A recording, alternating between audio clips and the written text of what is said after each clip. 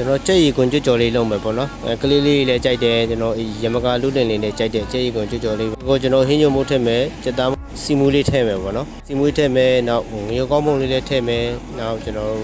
လက်မမဆလာလေးနည်းနည်းလေးထည့်မယ်ပေါ့နော်အညီညာလေးပြောင်းဒီလုံးကိုခောက်ပြီးတော့ကျုပ်အကောက်နှစ်ကောနည်းနည်းလေးထည့်မယ်ပေါ့နော်ကျွန်တော်ကော်လေးနဲ့စီးနေအောင်လည်းကော်လေးလည်းထည့်မယ်ပေါ့နော်စီးနေအောင်လည်းမှာပဲခင်ဗျာ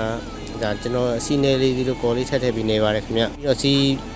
ပူတဲ့အချိန်ကျမှတစ်ခုချင်းစီထည့်မယ်ပေါ့နော်တစ်ခုချင်းစီလိုက်ထည့်ပါတော့ခင်ဗျာပေးလေးမှာခွဲပြီးတစ်ခုချင်းစီလိုက်ထည့်ပါမယ်ကြွကြွအလေးနဲ့ဒါအားစားလို့ကောင်းပါတယ်ခင်ဗျကျွန်တော်ငရုတ်ဒီ6တောင်းလေး3တောင်းလောက်ထည့်ပါမယ်ခင်ဗျ3လေးတောင်းပေါ့အေးမှုထားမယ်ခင်ဗျ